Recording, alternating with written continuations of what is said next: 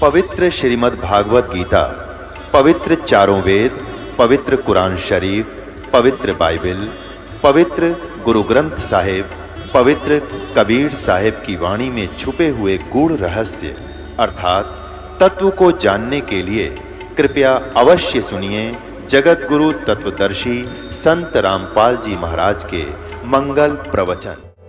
उसकी महिमा, उसका नित्यनेम आरती और वाणी पाठ भजन, इसका सदुपयोग है। और नहीं तो कहते इस चाम की कोई आवश्यकता नहीं तो ये ऐसा गंदी चाम है, मनमाने ना जाने किसी व्यक्ति को ऐसा गंदा शब्द बोल दे वो रो रो कर मर जा। ये ऐसा गंदा चाम है, ना जाने किसकी चुगली खाकर उसको फांसी तुड़वा दे। ये ऐसा गंदा चाम है, राम नाम बिना अगर इसकी भक्ति इससे नहीं करते तो किसी की गलत गवाही देकर उसको फांसी तुड़वा दे, ना जाने किस के रोज में लठ बजवा दे 1 मिनट में।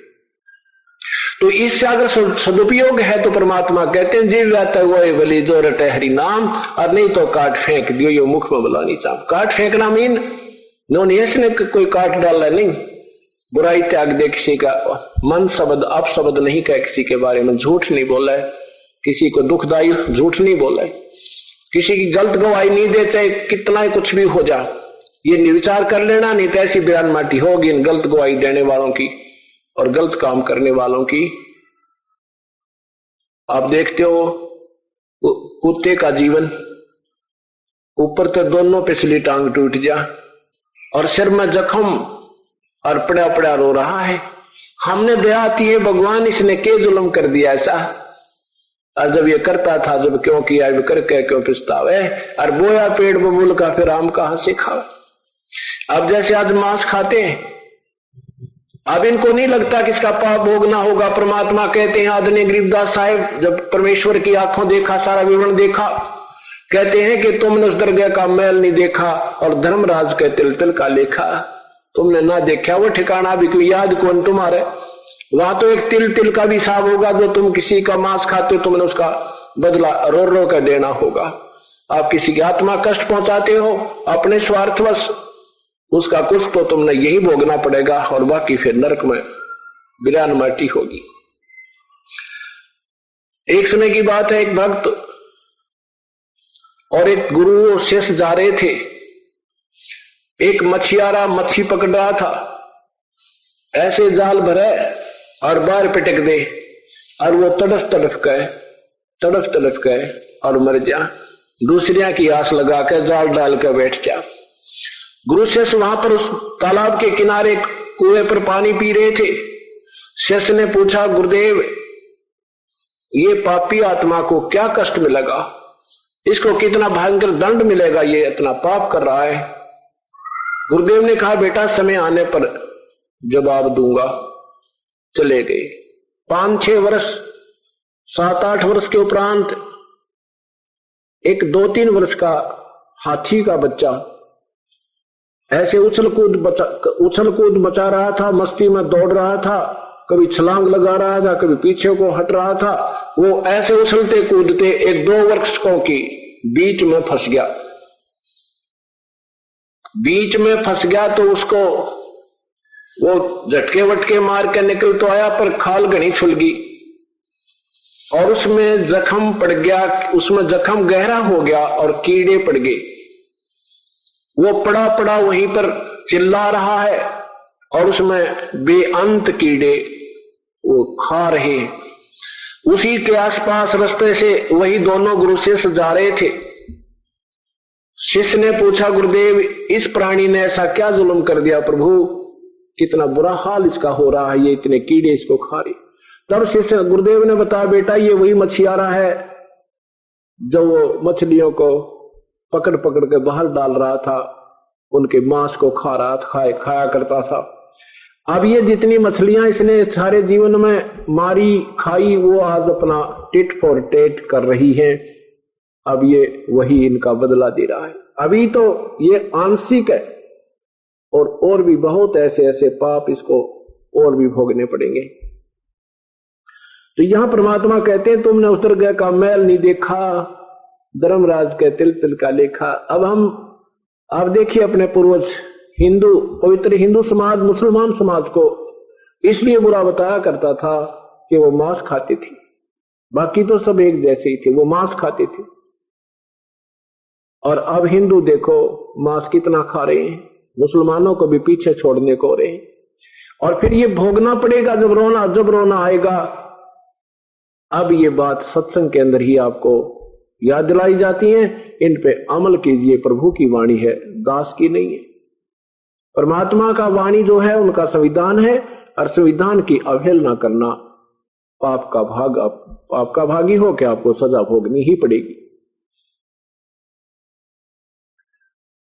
अब बैल की जब याद आती है, ये मन फिर ठीक हो जाता है, क्योंकि ये जो अंकुश है इस मन पापी पर जो बकवाद करने लगे, तो ये बातें याद आ जानी चाहिए प्रभु की वाणी की, ये फिर सीधा हो जाता है। दास का जन्म जो एक किसान परिवार में हुआ, और हमारे एक बैल था, उसके पैर में कील चल गई लगभग 1.5 इंच लंबी। अब वो बातें अब याद आ रही हैं, जब ये विशेष सत भक्ति पर लगे, जब घनी याद आने लगी। पहले तो ओम जय जगदीश रे, स्वामी जय जगदीश रे घंटा सुबह शाम करते ही रहते थे, लेकिन मन में वो डर नहीं था प्रभु का जो अब बन गया।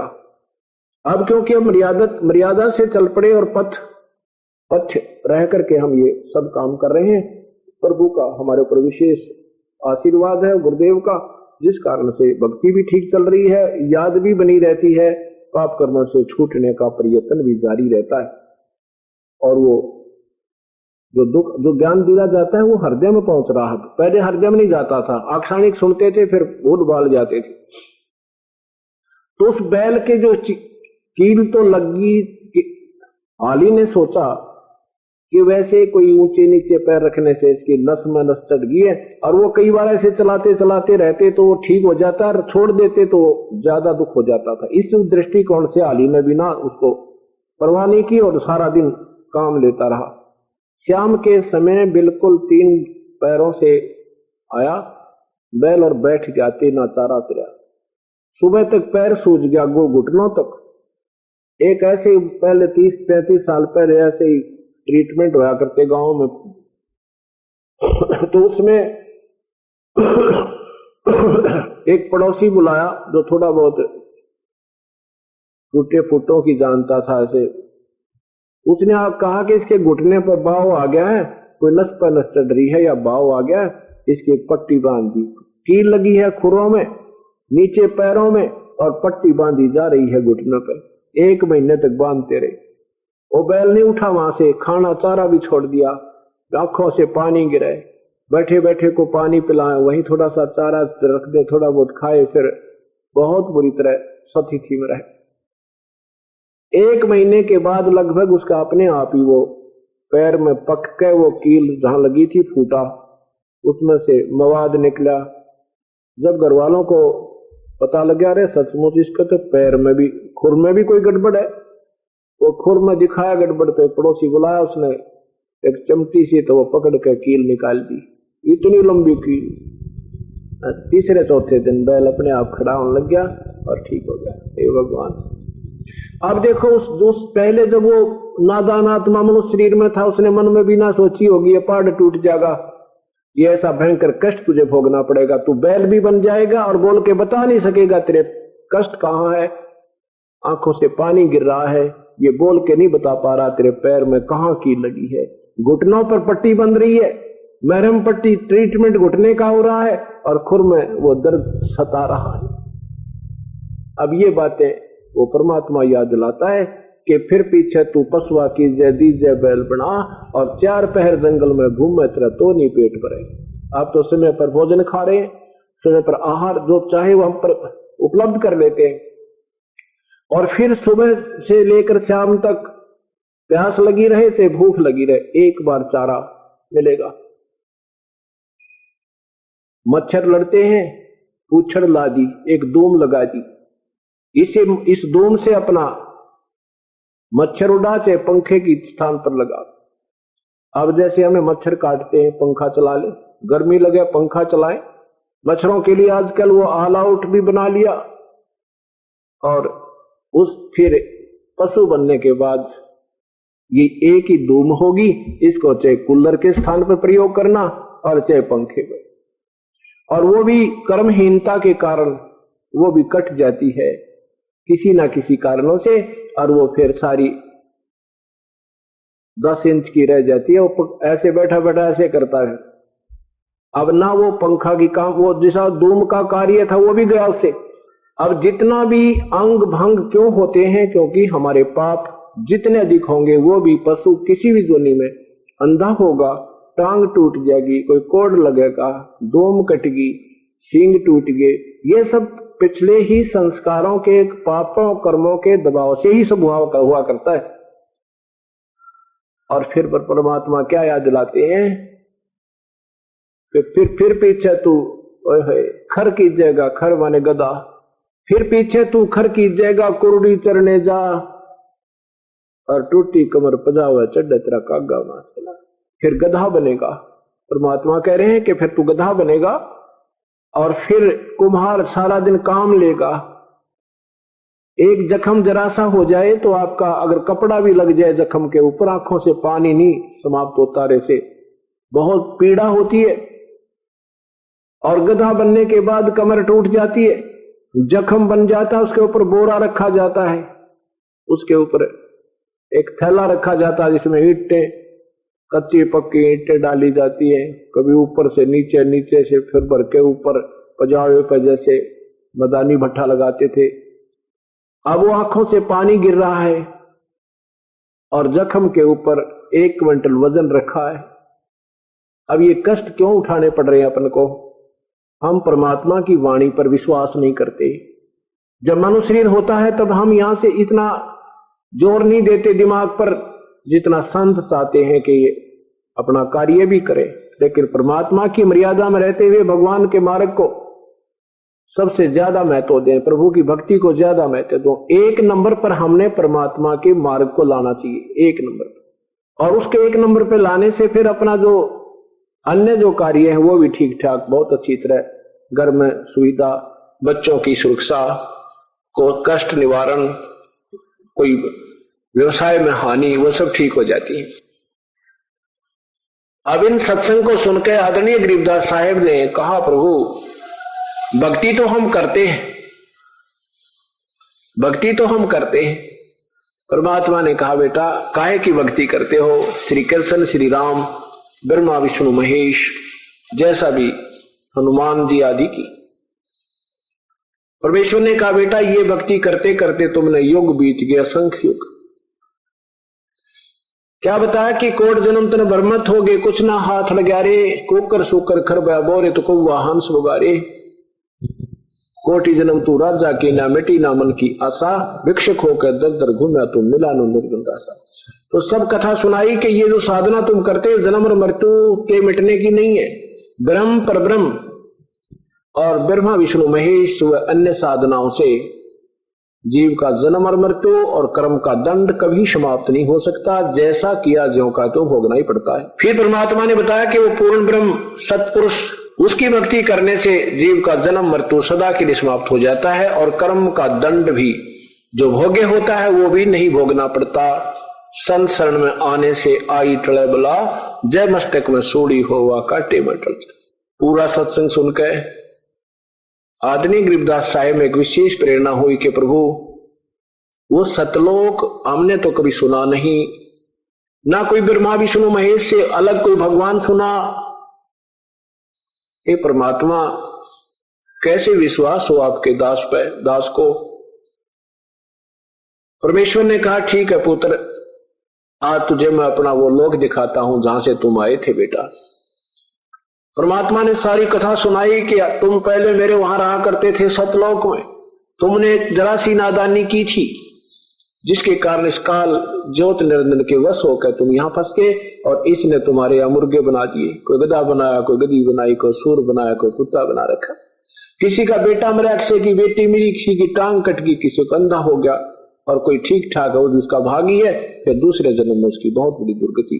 परमेश्वर की सारी कथा सुनकर आदरणीय गरीबदास साहब ने परम पूज्य परमेश्वर कबीर साहब से कहा, है भगवान एक मेहर करो अपने दास पे, मुझे दिखा दो आपका लोक, हम कहां थे वो तो मालिक आए थे अपनी छाप छोड़ने के लिए, अपना एक गवाह तैयार करने के लिए, इस कलयुग के लिए। उसी समय उस परमात्मा की प्यारी आत्मा परमेश्वर ने आदरणीय गरीबदास साहिब की आत्मा को उनके शरीर से निकाल लिया और शरीर वहीं छोड़ दिया। उस सूक्ष्म शरीर युक्त आत्मा को सतलोक लेकर गई। ब्रह्मा विष्णु महेश के सब स्थान दिखाए, वो लोक दिखाए, धर्मराज का लोक दिखाया, स्वर्ग लोक दिखाया, काल का लोक दिखाया, वो नरक दिखाया जहां पर प्राणी अपना कर्म दंड भोग रहे हैं, जहां उन लाल खंभों से बांधे जा रहे हैं, जहां पर उन नरकों के अंदर उनको ठोका जा रहा है और बाकियों की तैयारी हो रही है, जहां वो काल बैठकर 1 लाख प्राणियों का नित आहार कर रहा है, वो खा रहा है। फिर सतलोक लेकर गए परमात्मा अपनी प्यारी आत्मा को। उधर पीछे से क्या हुआ, काफी समय ऐसे ही वो आदरणीय गरीबदास साहेब जी का शरीर जैसे आसन पदम लगा के आम सिद्धासन पर आदमी बैठा रहता है, पलाथी मार के आलती पालथी लाके ऐसे बैठा है। उधर से ग्वालों ने, दूसरे पालियों ने सोचा भी वो बाबा जी भी चले गए और देखो वो लड़की का लड़का अभी वहीं बैठा है, उसको बुला लाओ, अपनी गायों को घेरेगा, उसका नंबर आ गया। अब वहां एक भक्त जाके कहने लगा, गरीबदास परमेश्वर को की प्यारी आत्मा को गरीबू कहा करते थे गांव में, गरीबू। पहले तो 12 वर्ष के बाद लड़का हुआ तो गांवों में कहा करते हैं भाई बढ़िया नाम ना रखियो, कदे मर ना जावे, इसलिए गरीब नाम धर दिया, गरीबू कहने लगे। तो गरीबू आवाज लगाई, गरीबू खड़ा हो भाई, आजा तेरा नंबर आ गया, गाय घेर के ला। गरीबू खड़ा हो, अब नहीं उठा तो पकड़ के कहने लगे भगत जी खड़ा हो, अब तू साधु बन गया क्या, साधु के पास बैठ के ऐसे छेड़ा था और वो शरीर लुढ़क गया पीछे ने, उसमें प्राणी नहीं था, आत्मा नहीं थी। अब वो लड़के का शव ऐसे शव गिर गया तो उसको देखा है तो मर गया। सब पाली दौड़े आए, उन्होंने कहा भी सचमुच ये तो मर गया, हमने कहा था, लगता तो तभी था कि इसने वो जादू जंत्र का दूध पी लिया, मरना तो था ही वही। 2 पालियों से कहा कि जाओ भागे जाओ गांव में पता दो कि ऐसे ऐसे कहानी बन गई। उन्होंने गांव में जाकर उनके माता पिता को बताया। माता पिता ने सुनते ही पुत्र की मृत्यु, दोनों बेहोश हो गए। इकलौता पुत्र, 12 वर्ष तक कोई संतान नहीं, फिर उसके बाद कोई संतान नहीं। इकलौता पुत्र की मृत्यु सुनकर माता पिता दोनों बेहोश हो गए। गांव वाले व्यक्ति दौड़े वहां पहुंचे जहां घटनास्थल थी। सचमुच बच्चे को मृत पाया। वहां से उसका वो उठाकर उस बच्चे के शव को गांव की तरफ चल पड़े। माता पिता फिर होश में आए तो रो बुरा हाल कर लिया। उधर से परमात्मा अपनी प्यारी आत्मा को सतलोक ले गए। वहां जाकर क्या देखा कि एक और रूप में परमेश्वर तेजों में रूप में विराजमान है, एक तख्त का ऊपर। नीचे से जिंदा रूप में गए हुए परमात्मा कबीर परमेश्वर रास्ते में अपनी सारी कथा सुनाते हुए जा रहे हैं कि बेटा मैं पहले काशी में भी गया था, 120 वर्ष रह कर आया था, उसमें मैंने ऐसे ऐसे लीलाएं की थी। सिकंदर लोधी का जलन का रोग ठीक किया था। रामानंद का शीश सिकंदर लोधी ने काट दिया था, उसको जीवित किया था। कमाली मरे हुए जीवित किए थे। सारी कथा सुनाई, अपने आत्म उस एक जीवन की सब लीलाएं सुनाई। मैं पूर्ण ब्रह्म हूं, मैं ही सत्पुरुष हूं, सारी सृष्टि का रचनहार हूं। अब रास्ते में जब जिंदा रूप में जा रहे थे विश्वास हो रहा था, लेकिन आगे जाकर देखा कि परमात्मा तो वो बैठा तख्त के ऊपर, कितना सुंदर शरीर, तेजों में शरीर है, जिसके एक रोम को से कोड़ सूर्य कोड़ चंद्रमा मिला दे इतनी रोशनी निकल रही है। ये है भगवान। ये नीचे तो बाबा जी कोई इसका यहाँ का सेवक होगा। ऐसा गरीबदास जी महाराज की आत्मा विचार विमर्श कर रही है मन में, अपनी आत्मा में। वहां जाकर क्या किया कि नीचे से जो जिंदा रूप में गए थे प्रभु चवर करने लगे अपने ही दूसरे स्वरूप, जो तेजों में स्वरूप में वहां विराजमान थे। कुछ देर के बाद क्या होता है कि गरीबदास जी सोच ही रहे हैं कि ये है पूर्ण परमात्मा, ये कोई नौकर है। इतने में वो तेजों में शरीर खड़ा होता है उस सिंहासन से, और नीचे से गए परमात्मा उस पर विराजमान हो जाते हैं एक साधु रूप में, जो जिंदा महात्मा के रूप में गए थे। और तेजों में शरीर वाला जो वास्तविक प्रभु नजर आता है वो उसके ऊपर चवर करता है अपने दूसरे स्वरूप जो नीचे से गया था उसके ऊपर। गरीबदास जी सोच रहे हैं कि बाबा जी पर भगवान चवर कर रहा है, ये बाबा जी भी खूब शक्ति वाला नजर आता है। इतने में वो तेजों में शरीर उस परमेश्वर नीचे से आए हुए परमेश्वर के स्वरूप में समा गया। अकेला वो परमेश्वर उसी जिंदा वाले रूप में विराजमान है तख्त के ऊपर सिंहासन पर, और चवर अपने आप सेवा कर रहा है। ऑटोमेटिक। तब परमेश्वर ने कहा, बेटा हम ही अलख अल्लाह है, कुतुब गोस और पीर, गरीबदास खालक धनी ही हमारा नाम कबीर। हम ही सारी सृष्टि के रचनहार हैं और मैं ही पूर्ण ब्रह्म हूं। सारी सृष्टि का रचनहार मैं हूं और तुम मेरी आत्मा हो।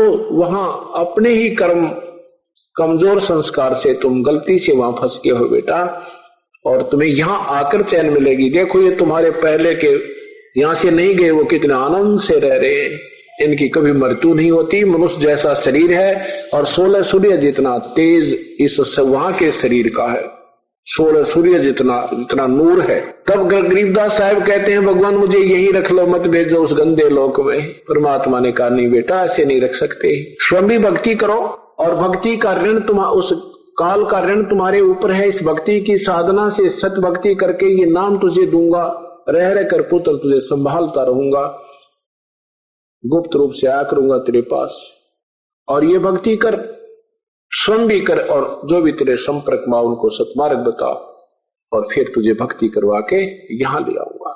अब उधर परमात्मा अपनी प्यारी आत्मा को अपना ऊपर का दृश्य दिखा रहे हैं। उधर से गांव वालों ने बच्चे को मृत जानकर शमशान घाट पर रख दिया, यानी चिता पर रख दिया, जलाने की फूकने की तैयारी कर दी। इतने में परमेश्वर ने वो आत्मा वापस छोड़ दी। तक चिता के ऊपर रखा हुआ शरीर ऐसे अपने आप कंपन करने लगा। 10 वर्ष के बालक गरीबदास जी का ऊपर बांध रखे थे, वो बंधन टूट गए, अपने आप खड़ा होकर और आवाज लगाई, बोलो सतगुरुदेव की जय। ये अमृतवाणी बोलने लगे कि अलल पंख अनुराग है, सुन मंडल रथीर, दास गरीब उधारिया, सतगुर मिले कबीर।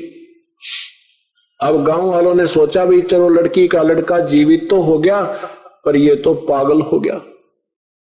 ये वाणी बोल रहा था अमर वाणी, हम ही अलख अल्लाह हैं, कुतुब गोस और पीर।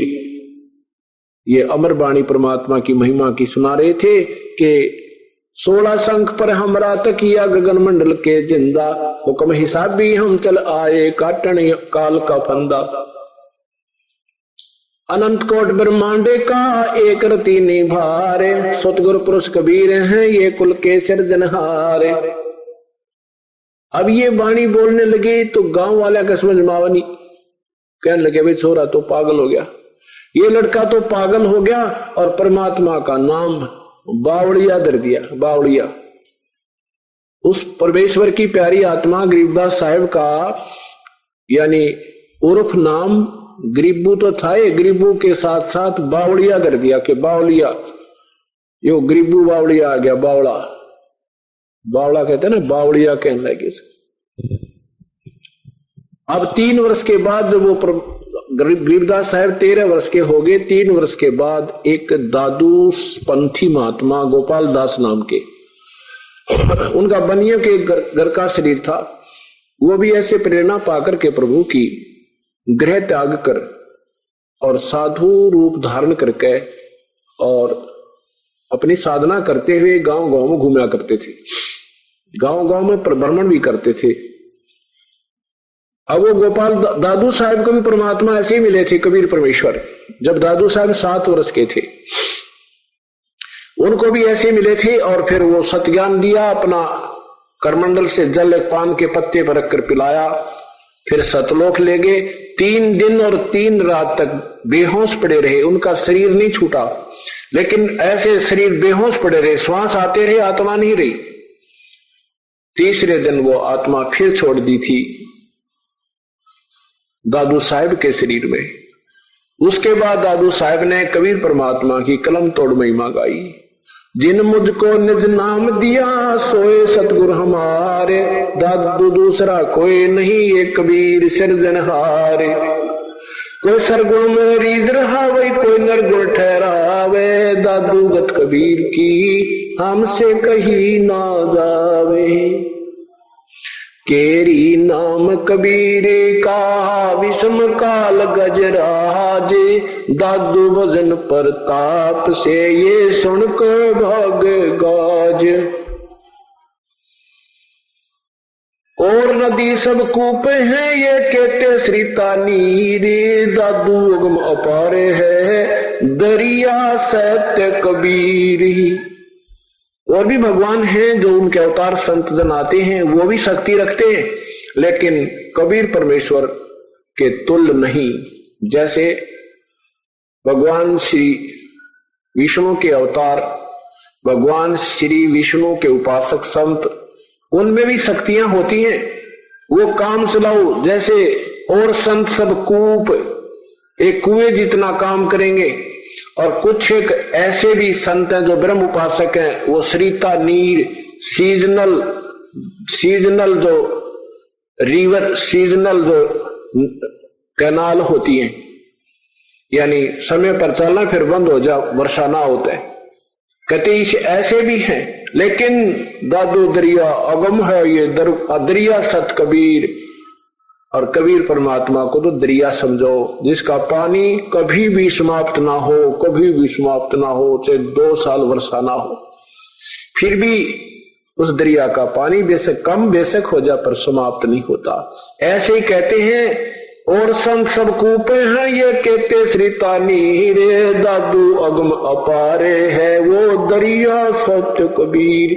यानी पूर्ण ब्रह्म की शक्ति का कोई वार पार नहीं है, बाकी सीमित शक्ति युक्त भगवान है, ब्रह्म और ब्रह्मा विष्णु महेश आदि।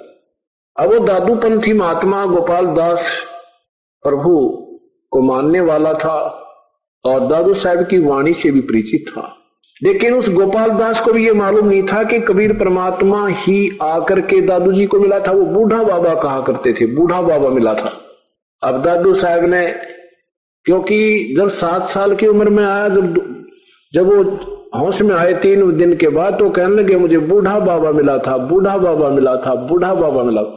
उसके बाद फिर उन्होंने नहीं मिले, तो दादू जी ने उस सांभर नदी में डूबने के लिए, और ऐसे भैया तो प्रभु दर्शन दे दो, अब रहा नहीं जाता, अपनी आत्महत्या करने के लिए टक्कर मारी थी, हाथों पर ले लिया था परमेश्वर कबीर साहब ना के। और फिर दादू साहब ने कहा था ये कबीर परमेश्वर है, जिन मुझको निज नाम दिया सोए सतगुर हमारे, दादू दूसरा कोई नहीं वो कबीर सिरजनहार। तो ये सारी कहानी न्यू बिगड़ी पड़ी है कि जो पहले की वाणी है दादू साहब की, वो तो बूढ़ा बाबा कह के गुण गाए थे, और जब आंख फिर दोबारा परमात्मा प्रकट हुए, उनको पूर्ण ज्ञान समझाया, तब कहा ये तो कबीर परमात्मा थे जो काशी में आए थे। अब क्या हुआ कि गांव में ये चर्चा हुई कि एक बहुत अच्छे महात्मा आए हैं। गरीबदास साहब जी के नाना जी के पास 2-4 व्यक्ति गए कि चौधरी साहब आपका देवता ठीक हो जाएगा, एक बहुत बड़े महात्मा है, उसको दिखा लो। संतों की विद्या संत ही जानते हैं, क्योंकि उनको शंका होगी थी कि वो बाबा जी का जंतर मंत्र का दूध पी लिया ना, इस करके बावला हो गया, पागल हो गया। तो उस लड़के को लेकर 2-4 बड़े बुजुर्ग से व्यक्ति उस संत के पास पहुंचे, गोपाल दास जी के पास। उनसे प्रार्थना की कि महात्मा जी ऐसे ऐसे हमारा ये इस गांव के बहुत बड़े जमींदार का पुत्र है और इसका देवता है, लड़की का लड़का, इसका संतान भी नहीं थी, और फिर लड़की मतलब पुत्र नहीं थे, लड़की को यहाँ अपने घर रखा है, उसके एक पुत्र दिया भगवान ने, ये मर गया था, वो तो शुक्र है जीवित हो गया, मालिक की मेहर हुई, लेकिन ये पागल हो गया। ना जाने उस संत ने इसको कौन से जंतर मंत्र का दूध पिला दिया, ये यादाश्त भूल गया, ना जाने क्या क्या बोल रहा है। 3 वर्ष हो गए, सारा ट्रीटमेंट करा लिया, इलाज करा लिया। गोपाल दास जी ने कहा बैठ जा बेटा। आदमी गरीबदास साहब को अपने पास बैठा लिया, कहा बोल कौन था वो जिसने तुझे दूध पिला दिया, कौन था वो? तब परमेश्वर ने क्या कहा, हम सुल्तानी नानक तारे दादू को उपदेश दिया, जात जुलाहा वेद न पाया वो काशी माए कबीर हुआ। हम सुल्तानी नानक तारे दादू को उपदेश दिया और जाति जुलाहा वो भेद नहीं पाया, वही काशी माए कबीर हुआ। ओए होए, अब दादू साहब का नाम आया तो उसका अनुयायी को तो एकदम खटका सा लगता है। क्या बताया परमेश्वर ने कि जो मेरी मुक्ति की, हम सुल्तानी यानी हम सभी ग्रुप रूप में, मैं अब्राहिम आजम सुल्तान और श्री नानक साहेब और श्री दादू जी और मैं, हम सभी को पार किया, और ये परमात्मा पूर्ण ब्रह्म काशी में जुलाहा कबीर नाम से रह के गया, इसका कोई भेद समझ नहीं पाया। दादू को सतगुरु मिले वो दी पान की पीख, बूढ़ा बाबा जिसे कहो वो दादू की नई सीख। कि वो वास्तविक ज्ञान नहीं था उस समय दादू जी को, जो जिसे तुम बूढ़ा बाबा कह रहे हो। दादू को सतगुरु मिले, वही कबीर परमात्मा आकर मिले थे जो मुझे मिले दादू साहब को, और उनको एक पान की पीख दी, पेय पदार्थ पान के पत्ते पर अपने करमंडल से एक जल रखा था, जैसे हम आपको अमृत देते हैं उपदेश के समय। तो कहते हैं दादू को भी वो सतगुरु मिले दे पान की पीख, और बूढ़ा बाबा जिसे कहो ये दादू की नहीं सीख। दादू की वास्तविक ज्ञान नहीं है, वो तो पहले अनजानपने उन्होंने बूढ़ा बाबा कहा था, जब वो सही मिले जब बताया था हम सुल्तान कि जिन मुझको निध नाम दिया सोए सतगुरु हमार, दादू दूसरा कोई नहीं ये कबीर सज्जनहार। अब वो 65 साल की उम्र का गोपाल दास महापुरुष बाबा जी संत जी, वो कहने लगा गांव वालों ये बावला नहीं भाई, बावले तो तुम हो, ये तो अमृतवाणी बोल रहा है। तब कबीर परमात्मा के यानी वो आदरणीय गरीबदास साहिब जी के सामने 13 वर्ष के बच्चे के सामने, और वो 63 वर्ष का बूढ़ा महात्मा बुजुर्ग हाथ जोड़कर कहता है, हे महापुरुष, हे भगवान ये अमृतवाणी लिखवा दो, ये तो बहुत काम की चीज है। क्योंकि जिसने ज्ञान हो जाता है वो वही इसकी परख करता है, अपनी अनमोल वाणी की, जौहरी जो है ना लाल की परख करता है। गरीबदास साहब उठकर चल पड़े, वो 65-63 साल की उम्र का बुजुर्ग हाथ जोड़कर कहता, महात्मा जी ये अमरवाणी लिखा दो, ये अमरवाणी लिखा दो, कलयुग में उद्धार करेगी तो जीवों का। अब गांव वालों ने सोचा लड़का तो पागल था, ये बुजुर्ग ये बाबा जी और पागल हो गया, इसके पीछे पीछे वाली हाथ जोड़ के यो गया काम तय। तो तीसरे दिन गरीबदास साहब ने कहा, देखो गोपाल दास अगर पूरी लिखो तो मैं लिखवाऊं, बीच में छोड़ के मत जाना। गोपाल दास ने कहा कि नहीं छोड़ के जाऊंगा प्रभु, चाहे कितना समय लगा दो। तो कहते हैं गरीबदास साहब जी का एक बेरी का बाग था, बेरी का, और उसमें एक जांडी का पेड़ था। उस जाटी के पेड़ के नीचे बैठ कर गोपाल दास लिखा करते थे, परमात्मा बोला करते थे। गरीबदास साहब ने कहा कि ये मैं जो तुझे वाणी लिखा रहा हूं ना, अब जिस स्थिति में अब बोलता बोलता आया हूं, ये जो ऊपर की मैं वाणी लिखा रहा हूं, ये 80 अरब कोस समाधि मार्ग से बातें कह रहा हूं। ये बातें यहां की नहीं है, ये सहज समाधि होती है। सहज समाधि में यहां भी देख रहा होता है और बोल भी रहा है, और दृष्टि वहां से कैच करके रिसीव करके वो ज्ञान को आगे उच्चारण कर रही होती है। कहते हैं ये जो मैं वाणी लिखा रहा हूं ये यहां की नहीं है।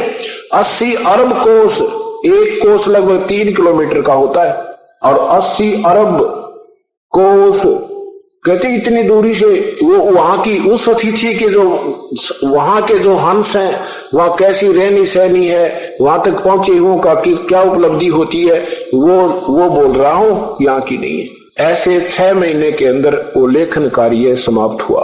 आज वही अमरवाणी सदग्रंथ रूप में आपके सामने अखंड पाठ चल रहा है, और दास भी उसी के आधार पर आपको सतज्ञान दे रहा है। क्योंकि ये विश्वास इसलिए दृढ़ हुआ कि उस परम पिता ने की जो वाणी थी वो लिपिबद्ध की गई थी एट ए टाइम, और फिर उसमें से 90% कबीर वाणी से मेल खाती है। और फिर उन प्यारी आत्माओं को जिनको कबीर परमेश्वर जाकर मिले हैं, उनके बाद उन्होंने जो अपनी अमर वाणी बोली है वो ज्यों की तो इन महापुरुषों से मेल खाती है। इन सब मेल के मिलने के उपरांत दास को दृढ़ विश्वास हुआ कि सचमुच ये कबीर परमेश्वर है, और ये उनके गवाह है उस परमेश्वर के, आदरणीय गरीबदास साहेब और ये अन्य महापुरुष, आदरणीय दादू साहब, आदरणीय श्री नानक साहब जी, आदरणीय मुलुकदास साहब जी, आदरणीय धर्मदास साहब जी। अब ये 4-5 तो ऐसे पक्के एफिडेविट है उनके, और साथ में फिर अब ये चारों वेद गवाह, 9 के 9 गुण गावा कबीर परमात्मा की। कबीर परमेश्वर ने कहा था, वेद हमारा भेद है, हम वेदों में ना, और जिस वेद से मैं मिलूं वो वेद जानते ना। जिस वेद से मैं मिलूं, वेद मेरा ही भेद दे रहे, पर मैं इन वेदों से नहीं मिल सकता। इनमें मेरी महिमा जरूर है, पर मुझे पाने की विधि वेद चारों वेदों में नहीं है। और जिस वेद से मैं मिलूं वो वेद जानते ना। जिस ज्ञान से, जिस विधि से मेरी प्राप्ति हो वो वेद नहीं जानते। वो तो चारों वेद भी यही कहते हैं, वो तत्वदर्शी संत कोई और है। पवित्र गीता जी यही कहती है कि वो तत्वदर्शी संत कोई और आएगा और वही हमारे को सत्य ज्ञान देगा, तब हमारा उद्धार होगा। अब ये जो 3 दिवसीय समागम मनाया जा रहा है, ये उसी उपलक्ष्य में कि वो परमात्मा पूर्ण ब्रह्म मनो सदृश है, साकार है, और जब चाहे एक पल में इस पृथ्वी पर, पलक की कुछ ही सेकंड में सतलोक में, गरीबदास जी कहते हैं एक पलक में साहिब मेरा करता 14 भवना, वो एक पलक में इन 14 भवन की खबर लेकर और अपने यथा स्थान पर बैठ जाता है। इतना समर्थ, इतना गतिशील परमेश्वर है। अब गरीबदास साहिब अपनी अमर वाणी में क्या बताते हैं? हम देखा सो साच है वही और सकल परपंचे, हमने देखा वो सत्य, बाकी सब प्रपंच है। अपनी अपनी दंत कथा कह रहे हैं जो परमेश्वर से पूर्ण परिचित संत या ऋषि नहीं है। गरीबदास साहब ने बताया कि कबीर परमात्मा मुझे धर्मराज के दरबार में लेकर गई। धर्मराज जहां पर हमारा सबका एक लेखा जोखा होता है, जहां पर हमें पाप और पुण्य के आधार पर हमारा जो प्रारब्ध बनता है, जो यहाँ का चीफ जस्टिस है, उसको धर्मराय या धर्मराज कहते हैं। वो धर्मराज ब्रह्मा विष्णु महेश के सामने भी अपने चेयर नहीं छोड़ता है, अपनी कुर्सी से उठता नहीं है, क्योंकि ब्रह्मा विष्णु महेश का भी अकाउंट उसके आधार पर वही तैयार करता है। कर्म जैसा भी जिसका खाता है उसके अनुसार वही तैयार करता है। और जो ही कबीर परमेश्वर गरीबदास साहिब के साथ वहां आत्मा को लेकर के पहुंचे, अपनी समर्थता का प्रतीक देने के लिए कि इस बालक का पक्का जज्बा पूर्ण दृढ़ निश्चय हो जाए और नगर नगर में गांव गांव में ये मेरे निर्भय होकर के और निसंशय होकर के गुणगान करे, इसलिए वो अपनी समर्थता का एक और प्रमाण देना चाहा प्रभु ने। धर्मराज के दरबार में जब कबीर परमात्मा पहुंचे, धर्मराज ने आसन त्याग दिया और करबद्ध होकर के खड़े हो गए और कहा कि आओ प्रभु बैठो, विराजमान हो। जैसे उच्च अधिकारी और नीचे के अधिकारी के ऑफिस में चला जाता है तो उच्च अधिकारी के जाते ही वो नीचे वाला अधिकारी अपना चेयर छोड़ के एक आदर के सत्कार भाव से औपचारिकता शिष्टाचार के नाते खड़ा हो जाता है और कहता है बैठो साहब यहाँ विराजमान हो। और वो अधिकारी खड़ा रह करके उसकी औपचारिकता का विशेष ध्यान ना देते हुए क्या कहता है, अपना जो कार्य आदेश होता है इमरजेंसी का, वो तुरंत उसको कहता है और कहता है ध्यान से सुन ले कहीं फिर गड़बड़ ना हो जा, यानी उस पर डांट मारता है। और वो फिर भी जी सर और करबद्ध खड़ा रहता है। ऐसे ही परमात्मा ने जाकर के उस धर्मराज के दरबार में और वहां पहुंचे तो धर्मराज खड़ा होकर के औपचारिकता करा, कहो प्रभु बैठो, विराजमान हो प्रभु। तो परमात्मा उनकी औपचारिकता को ध्यान न देते हुए अपना आदेश सुनाता है, धर्मराय दरबार में देई कबीर तलाक, मेरे भूले चूके हंस को तो पकड़िए मत कजाक। गरीबदास जी को दृढ़ करने के लिए कि कहीं ये बालक विचलित ना हो जा, उस धर्मराज के ऊपर ऐसे गांठ लगा रहा है कि मेरे भूले चूके हंस को भी, कबीर हंस को मत पकड़ना कजाक, कहीं तो बदमाशी कर दे। धर्मराज ने कहा प्रभु आपके हंस को नहीं पकड़ूंगा, लेकिन मेरी एक समस्या है परमात्मा, जब से आपकी शरण में नहीं आते उससे पूर्व के जो इनके पाप और पुण्य का अकाउंट होता है वो तो प्रभु मेरे पास मेरे कागजों में जो का तो विद्यमान रहता है, और बाद का जो आपके पास चले गए वो हमारे कागजों से उसको ओमिट हो जाते हैं, वहां से निकल जाता है। उस पिछले का तो मैंने खाना पूर्ति प्रभु करनी पड़ेगी, उसके आधार पर मैंने इनको सजा भी देनी पड़ेगी। तब परमेश्वर ने कहा कि करम ब्रह्म ब्रह्मांड के ये पल में कर दो ने से, जिन हमरी दो ही दी सो करो हमारे पेशे। हे परमेश्वर तेरे कर्म ब्रह्म इस ब्रह्मांड के, इसमें तुमने बना रखे ये नाला को तुमने कर दिया काम को बड़ा सारा, इनको सत्य ज्ञान देते नहीं, बचपन से ये सारे उल्टे सुलटे काम करवा डालते हो और फिर कहते हो तुम्हारा ही कर्म तुम्हें ही मिल रहा है, जैसा करोगे हम तो वैसा ही दे देते हैं। कि तुम्हारे ये पिछले जो पाप कर्म है उनको मैं नेश मीन नष्ट कर दूंगा, उनको समाप्त कर दूंगा, उन पापों का विनाश कर दूंगा। और जिन्होंने मुझे याद किया है, कोई भूल चूक कर अनजानपने में गफलत के कारण, मान ली 1-2 वर्ष पिछली आयु में ना भी भक्ति करे, सत्संग भी छोड़ गया, इतना दयालु है परमात्मा। कहते उसको फिर पकड़ भी ले जाओगे ना, और वो फिर वहां याद आएगा इसको। ये जो ज्ञान अब सुन रहे ये खाली नहीं रहेगा, आपके अंदर फीड हो रहा है, आपके अंतःकरण में जमा हो गया है। जैसे स्वप्न में कभी कोई बात याद आती है, कभी कोई याद आ जाती है, ऐसे ही ये जब यहां से तुम जाओगे और वहां जाते ही मान ले गफलत में यम के दूत पकड़ भी लेंगे, तो ये ज्ञान याद आओगा आपको याद आएगा। कोई मुझे तो कहा करते थे हम तो कबीर साहब के सेवक हैं, हम तो काल के दूत हमें नहीं पकड़ सकते, तो उस समय याद आएगा तुझे। और वहां जाकर भी अगर तूने ये कह दिया ना, अरे मैं तो वो कबीर साहब का शिष्य हूं, मेरे गुरु जी वो नाम था, वो ऐसे कहते, उनका भी हिसाब मत करिए, उन्हें मेरे पास भेज दिए, मैं आप देखूंगा उनको। एक सेवक बता रहा था कि जी मैं ऐसे स्वप्न में और मेरा शरीर छूट गया, और मैं बाहर निकला तो मुझे अपना वो शरीर भी दिखा और मैं भी दिखू जा रहा। इतने में 2-3 वो आगे मोटे मोटे डिग डोल से, ने बोला 4 भाई तो हमारे साथ आ जा। दो जने आगे और मुझे पकड़ ले गए। तो मैं कहने लगा भाई कहाँ ले जा रहे हो तुम? वो कहने लगे भाई धर्मराज के पास ले जाएंगे, तेरा टाइम पूरा हो लिया।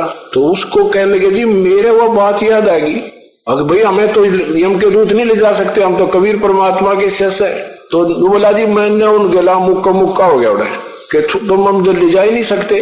तो दोनों वो वीर मैं भी बोला लवान हो गए। एक बोला भाई तू ऑर्डर हो किसने? मैं पहले पता कर हूं ये झगड़ा है, वही कहते सचमुच कोई और ले आए हम। वो एक तो मेरे पास खड़ा रहा, एक अंदर गया, अंदर जाकर बोला जी ऐसे ऐसे कहानी है, और वो नौका मैं तुम मुझे पकड़ नहीं सकते। कहते धर्मराज ने बेराना के क्या उसने बोला भाई छोड़ा इसने क्यों मरवाओ मुझे भी, ये अपना नहीं है। ने बोला जी मैं जब वापस आया तो सारे शरीर में पसीने आ रहे, और नो देखू मेरे लोग किसी आ रहे, कहाँ खून आया है ना खून आ रहे, पर थक रहा ऐसा कसूता जैसे करड़ी कुश्ती कर रखी हो।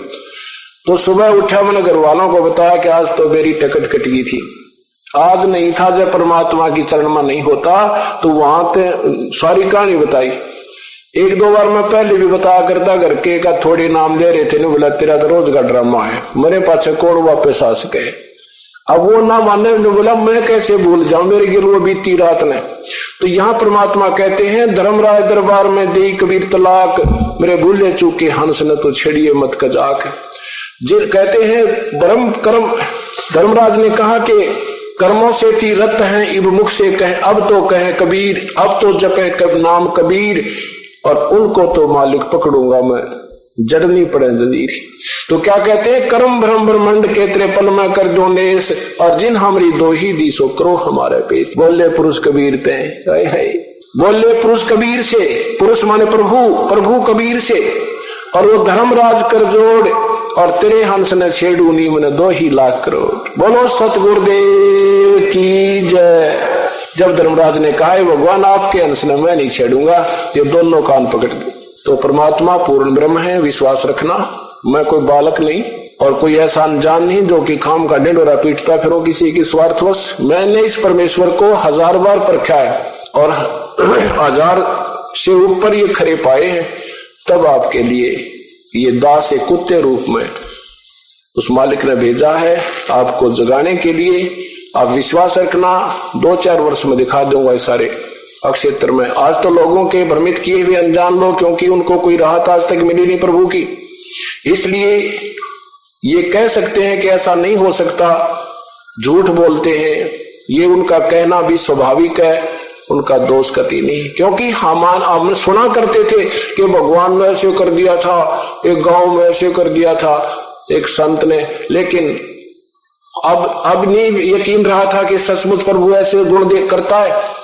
और आज हमारे लाखों की संख्या में पुण्यात्माओं को कई सुख दे रखे हैं जो भगवान किया करता है, और उनको नहीं हो रहे हैं तो वो सचमुच ये ठीक कह सकते हैं झूठ बोल रहे हैं। और हमने अपनी सत्य बताने में शर्म आती है कि इसने कहूंगा ना भाई मेरे घर में ऐसे सुख हो गया, तो ये नो कहेगा झूठ बोल रहा है। हमने शर्म आती है, इसका ये जवाब होगा ऐसे नहीं हो सकता। और जब हमारे साथ हो चुका है तो हम उनकी बातों को नहीं मान सकते कि प्रभु ऐसा नहीं कर सकता। इसलिए अपने परमात्मा पर पूर्ण विश्वास रखो और कुछ दिन के बाद देखना ऐसी अनौनी करके दर देगा। आप सोच नहीं सकते भगवान ये हुआ तो वह क्यों करे। और देखो इस मार्ग में लगने के बाद मान लीजिए आपको छोटी बहुत कोई आपत्ति आ भी रही है,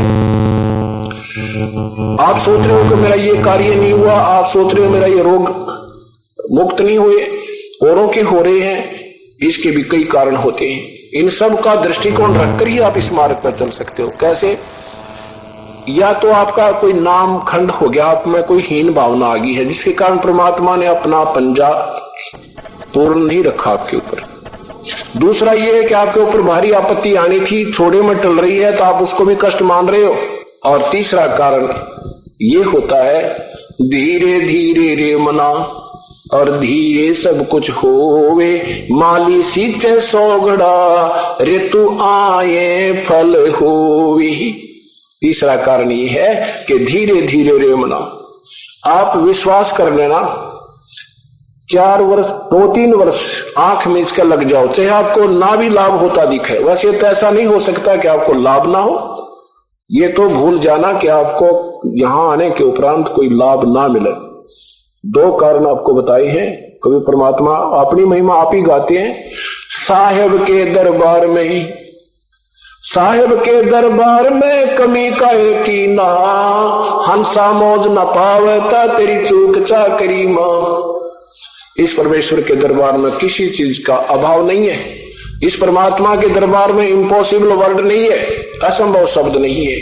अगर आपको पूर्ण लाभ नहीं हो रहा तो आपकी चूक चाकरी में, आपकी कोई सेवा में, कोई भावना में त्रुटि है, इसको अपनी को सेट कर दे, इसको ठीक कर ले। और दूसरा यह है कि धीरे धीरे रे मना, धीरा सब कुछ हो। जैसे एक आम का पेड़ बीजा जाता है, पौधा लगाया, पानी सींचने लगता है वो मालिक, और फिर धीरे धीरे उसमें 100 घड़े डाल देता है, जब जाकर वो फल देने योग्य बनता है। और जब वो फल देने योग्य बन जाएगा, जब देखना उसके ठाठ आम के पौधे के आप भी खाओगे, पड़ोसी भी तोड़ तोड़ ले जाया करेंगे और रिश्तेदारों को भी दे कर आया करोगे, फिर भी समाप्त नहीं होंगे।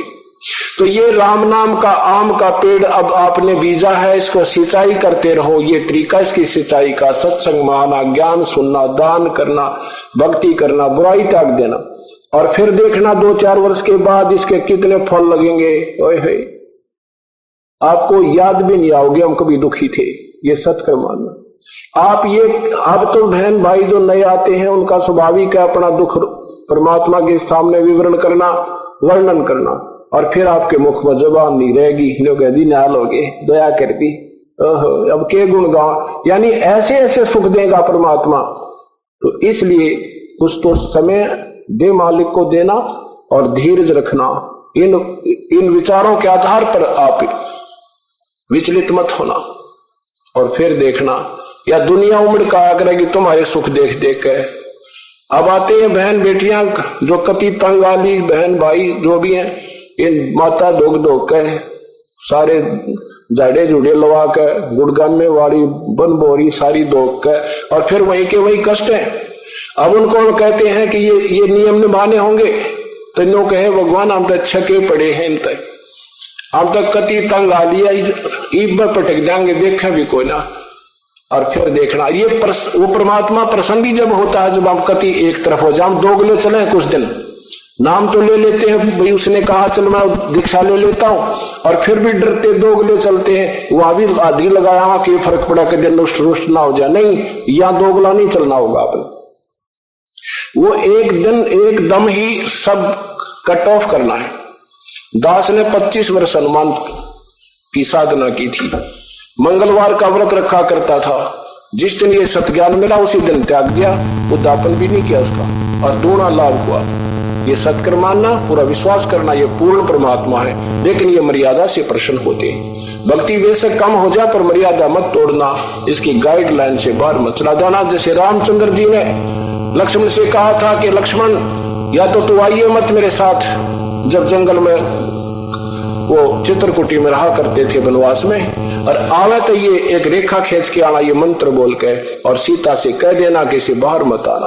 तो फिर लक्ष्मण को भी जाना पड़ा सीता के कटु वचन सुन के, तो जाने लगा जब लक्ष्मण ने भी जाना पड़ा। तो सीता से कह के कहा था कि माता इस रेखा से बाहर मत आना। अब रावण एक साधु रूप बनाकर भिक्षा लेने गया, तो सीता जी ने कहा था कि साधु इस रेखा से अंदर आके ले जाओ, मैं बाहर नहीं आ सकती। अब रावण आगे को चला, उसमें से लपट निकली, वो एकदम वापस हो गया। उसने कहा कि देना है तो भिक्षा बाहर आकर दे जा, क्यों साधु के साथ बदतमीजी करते हो? पहले साधुओं से डरा बहुत करते, आदर बहुत करते थे। अब सीता ने सोचा क्या फर्क पड़ा है, एक बार 2 सेकंड लगेंगी और देकर बाहर अपना बैठ जाऊंगी आके, क्या पता लगे है लक्ष्मण और राम को। यही बात मारे हमने। अब क्या कहते हैं, वो जरा सा उन्होंने अपनी सोच सोची थी, उस महापुरुष की मर्यादा का भंग कर दिया, वो बाहर आ गई, बाहर आते रावण उठा ले गया। यहां गरीबदास जी महाराज कहते हैं, मन तू पावेगा अपना किया रे, भोगेगा अपना किया रे। राजा राम की कार उलंगी, सीता लंक मजारे। उस वचन का भंग करने से, अपनी चलाने से और बाहर निकल जाने से मर्यादा से सीता के साथ क्या दुर्गति हुई, 12 वर्ष रावण की कैद काटनी पड़ी। तो इसलिए इस परमात्मा ने जो नियम बना रखे हैं, इससे बाहर मत जाना, उसमें काल खा जाएगा, जैसे रावण सीता को उठा लिया। तो ये परमात्मा कहते हैं, जब तक हंसा हमरी आना और काल लगे ना तुमरा बाना। जब तक मेरी आन कान में ये हंस रहेगा, तेरा तीर नहीं लग सकता। हम नादानी कर देते हैं, हम लोक लाज में आ जाते हैं, छोटी मोटी बातों को अवॉइड कर देते हैं, क्या फर्क पड़ता है, हमने जरा सी लगता है, लेकिन परमात्मा का सारा काम बिगड़ जाता है। गरीबदास महाराज कहते हैं कि अनंत कोट ब्रह्मांड जहां हमने रचे सकल ब्रह्मांड, और गरीबदास में के करो यू काल करे जीव खंडे रहे। अपने कबीर परमात्मा की समर्थता बताते हुए गरीबदास जी कहते हैं कि हमने सारे ब्रह्मांडों की रचना करी है, सबका पालन हम कर रहे हैं, और ये नादान आत्मा हमारे पर विश्वास ना करके हम क्या करें, ये काल के दूत, कोई झाड़ा लाने वाला, कोई झाड़ झाड़ने वाला है, और इनको जुब्बा बुका ले जाए, वहां चले जाते हैं और हमारी फिर मर्यादा से बाहर हो जाते हैं। ऐसे खंड हो जाने से ये काल अटैक कर जाता है, नहीं तो नाम लेने के बाद आपके कांटा भी नहीं लग सकता। तो इसलिए पूर्ण विश्वास रखना, आप और आपके बच्चे सदा सुखी रहेंगे। बोलो सतगुरुदेव। और विनती करूं धरूं चरण पर शीश, गुरु राम देवानंद जी महाराज ने दिया नाम बख्शीश। कोटि कोटि सिजदा करूं, कोटि कोटि प्रणाम, चरण कमल में राखियो मैं बांधी जाम गुलाम। कुत्ता तेरे दरबार का मोतिया मेरा नाम, गले प्रेम की रस्सी जाके चोवा जाऊं। तो करो तो बावड़ू, दूर दूर करो तो जाऊं, जो राखो तो ही रहूं, जो देवो सो खाऊं।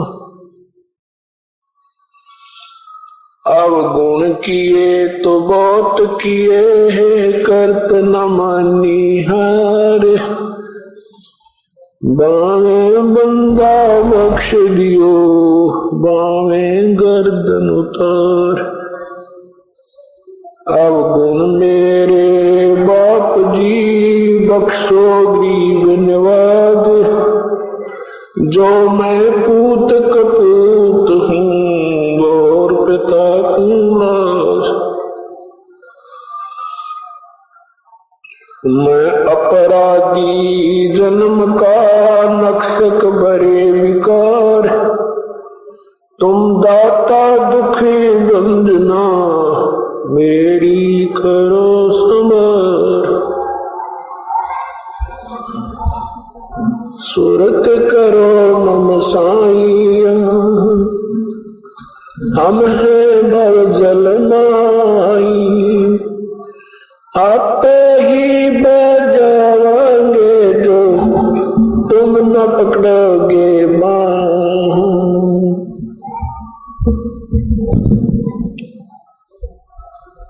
अंतर्यामी एक तू, आत्म के आधारे।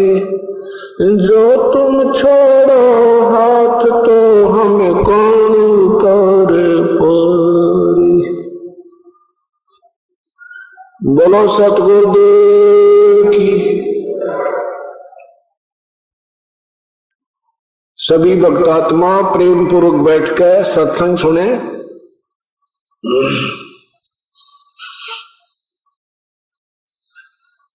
कबीर सब जग निर्धना, धनवंता ना कोय। धनवंता सो जानियो, जिस पर राम नाम धन होए। तू कर बंदगी जो चाहे दीदारे। अवसर मानुष जन्म का भाई मिलन बारंबार। मानुष जन्म पाके नहीं रटे हरि नामे। जैसे कुआं जल बिना बनवाया क्या काम।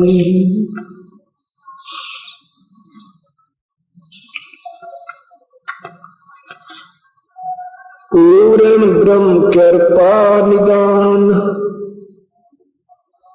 सुन के सौ करतारे। गरीब दास मुझ दीन की, रखियो होत सवारे।